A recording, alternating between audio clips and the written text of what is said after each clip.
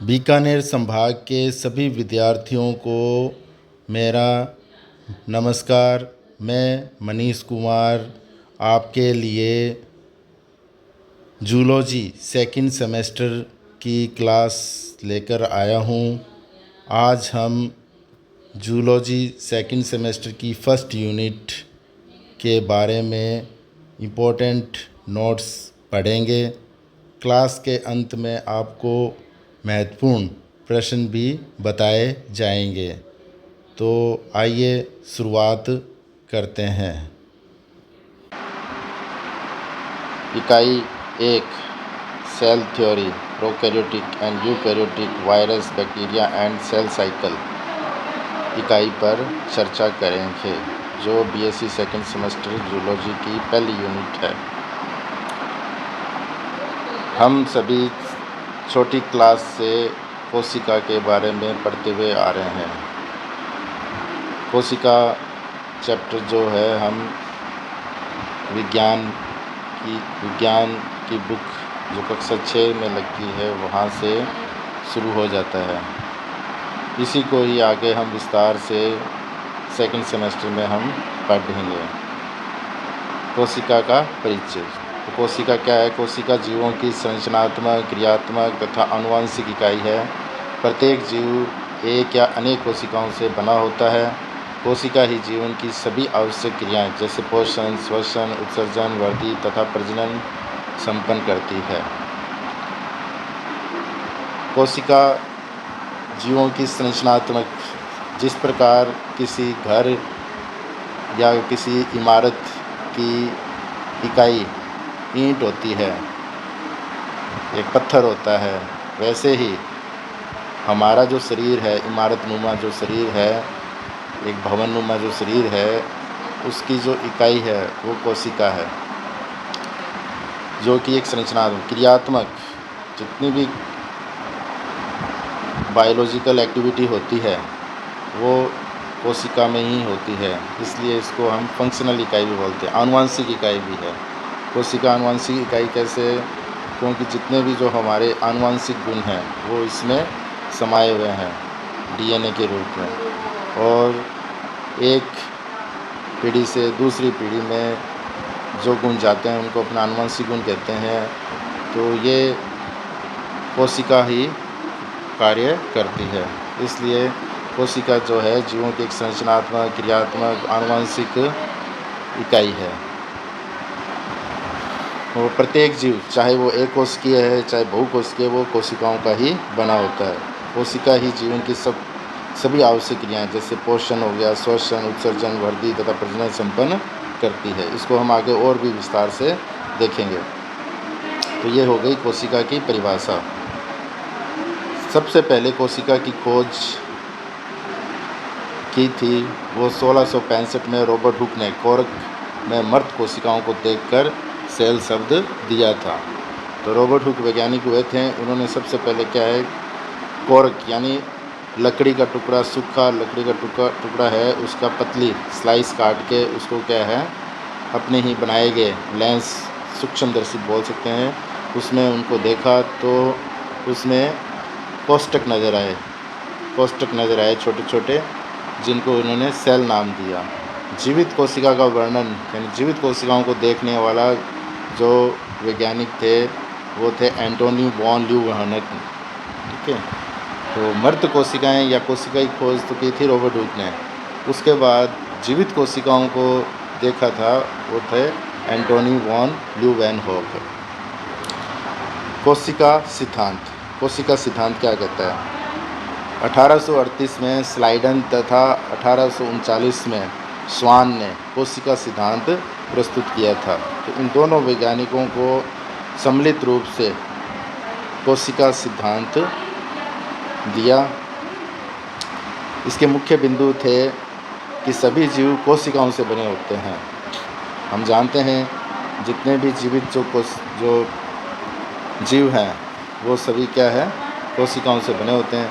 कोशिका जीवों की मूल संरचनात्मक एवं क्रियात्मक इकाई है। प्रत्येक कोशिका पूर्व विद्यमान कोशिका से उत्पन्न होती है।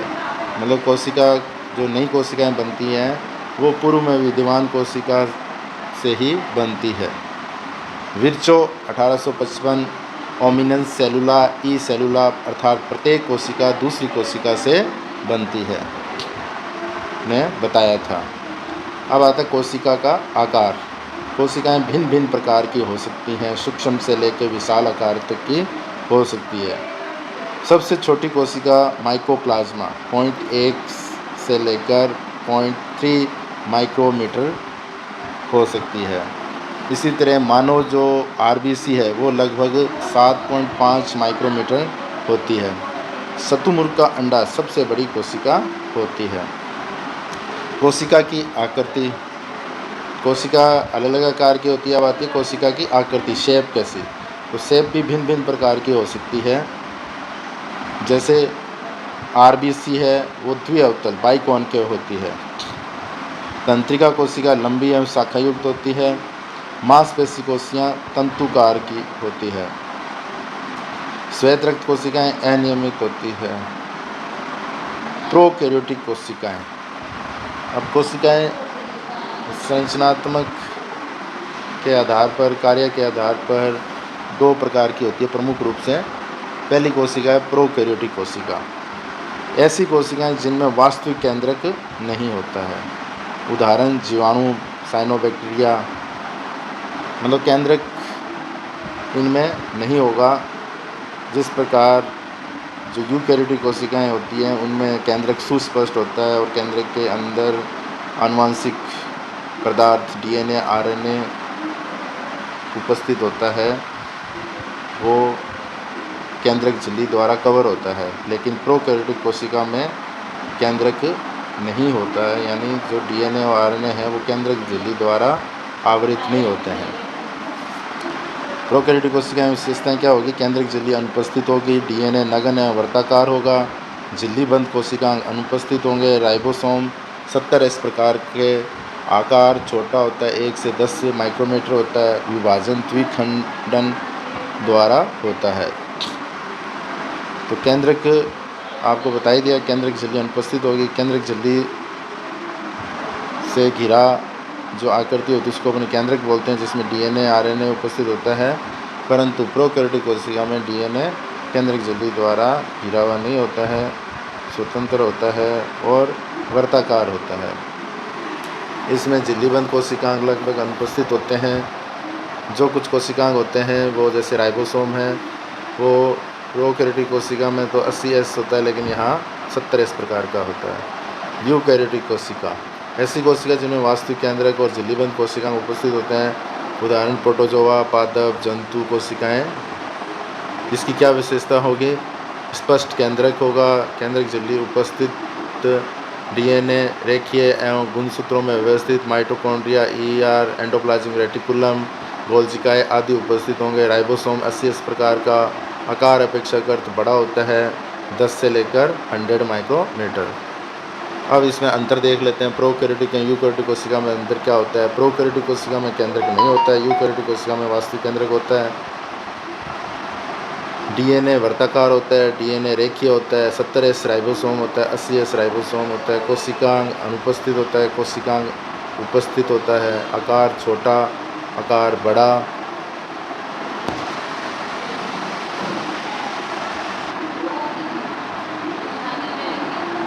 द्विखंडन द्वारा विभाजन होता है। यहाँ यूकैरियोटिक कोशिका में समसूत्री अर्धसूत्री विभाजन होता है।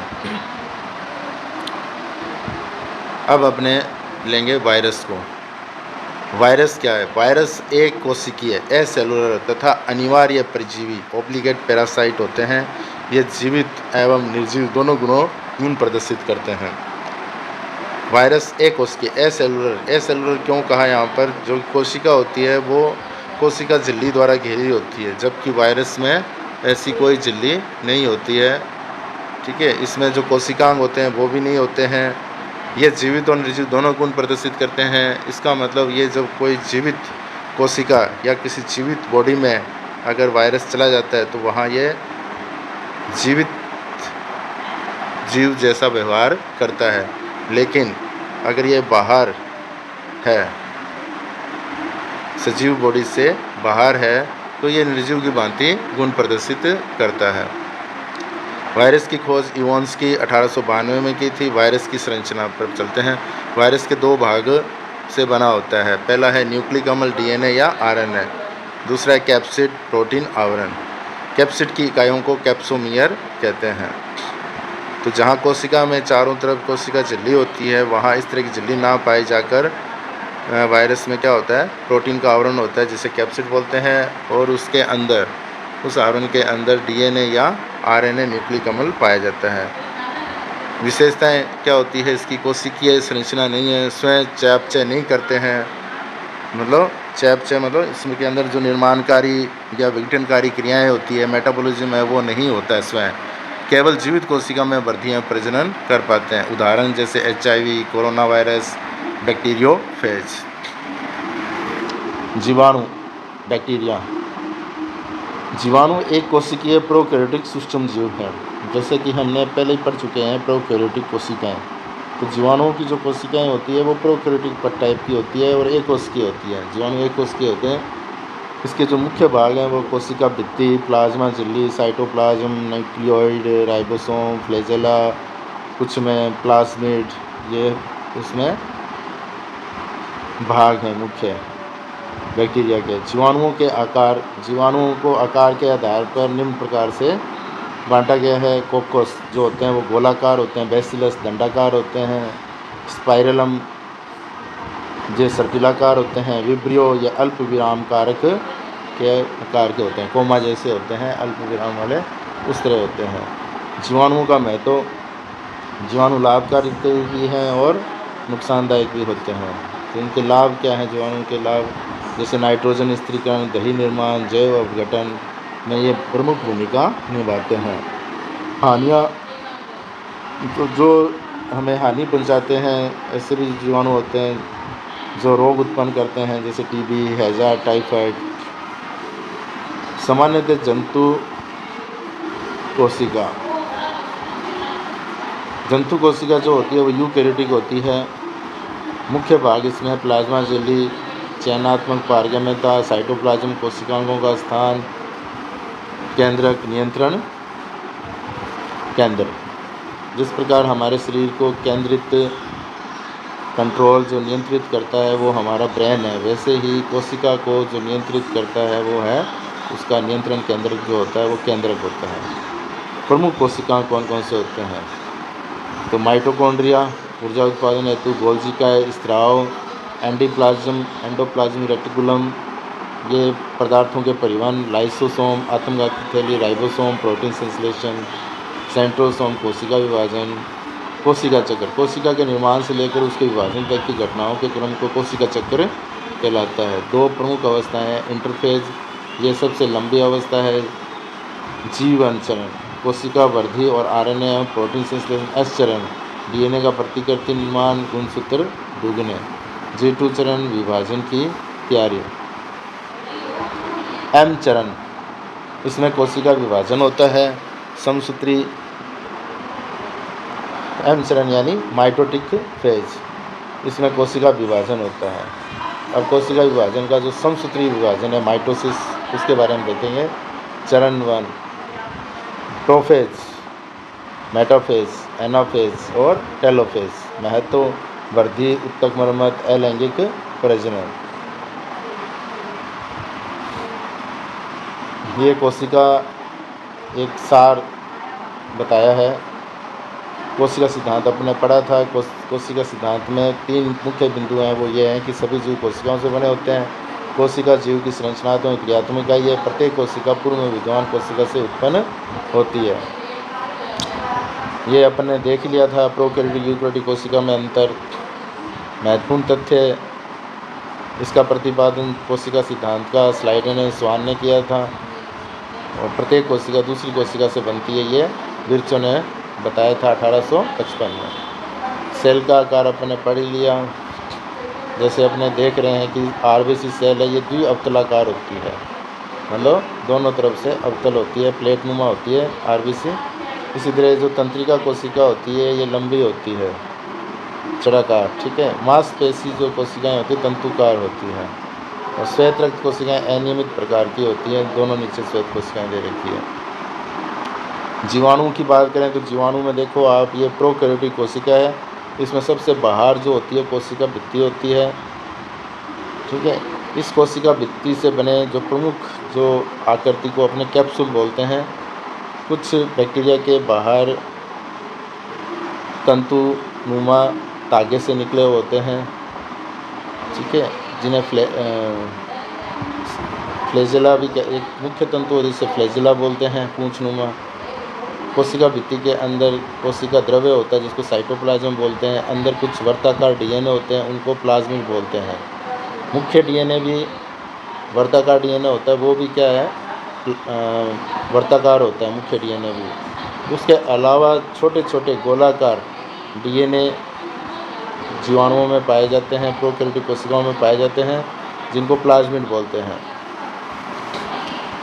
इसी तरह यहाँ जो राइबोसोम है वो 70S होता है और प्रकार का होता है, 70S।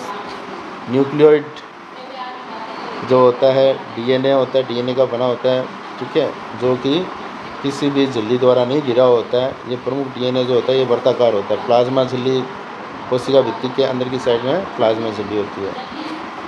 और इनके जीवाणुओं के प्रकार बताए थे। कोकस गोल होते हैं, बैसिलस दंडाकार होता है, स्पाइरलम सर्पिलाकार होता है, विब्रियो अल्प विराम कोमा प्रकार का होता है।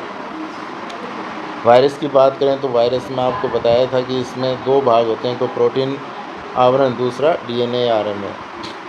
कुछ वायरस में अलग अलग आकृतियाँ भी बनी हो सकती है, ठीक है। यह एक बैक्टीरियोफेज का आपको डायग्राम दिखाया गया है। बैक्टीरियोफेज जिसमें टेल पूंछ भी है, टेल फाइबर भी हैं, ठीक है, बेस प्लेट है। इसकी जो मुख्य वायरस की मुख्य विशेषताएं होती हैं वो एकोशिकीय, अनिवार्य परजीवी, केवल जीवित कोशिका में वृद्धि, न्यूक्लिक अम्ल, डीएनए आरएनए, प्रोटीन आवरण से उदाहरण HIV, कोरोना वायरस, बैक्टीरियोफेज।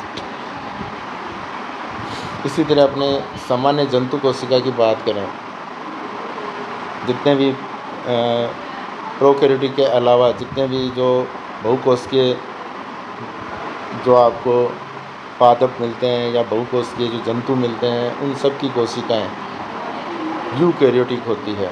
तो एक अगर अपने जंतु कोशिका की बात करें तो उसमें कौन कौन से भाग होंगे। सबसे बाहर प्लाज्मा झिल्ली होगी, उसके अंदर कोशिका द्रव्य होगा, साइटोप्लाज्म होगा, एंडोप्लाज्मिक रेटिकुलम होंगे। ये एंडोप्लाज्मिक रेटिकुलम 2 प्रकार की होती है, एक खुरदरी और एक चिकनी। चिकनी को अपने स्मूथ बोलते हैं, रफ, और खुरदरी को रफ बोलेंगे। राइबोसोम मिलेंगे आपको, माइटोकॉन्ड्रिया, गोल्जिकाए, न्यूक्लिक मेम्ब्रेन, केंद्रक, न्यूक्लियोलस, सेंट्रोसोम, लाइसोसोम, ये सब कोशिकाएं हैं। इसी तरह कोशिका चक्र आपको बताया था कि एक कोशिका से दूसरे कोशिका के बनने की क्रिया को, विभाजन द्वारा बनने की क्रिया को कोशिका चक्र बोलते हैं। इसमें 2 मुख्य चरण होते हैं, एक इंटरफेज, दूसरा M चरण कोशिका विभाजन। तो इंटरफेज में 2 भाग हैं, G1 ग्रोथ 1 वृद्धि, S चरण सिंथेसिस जिसमें डीएनए की प्रतिकृति बनती है, इंटरफेज। फिर G2 चरण तैयारी, इसमें तैयारी चलती है।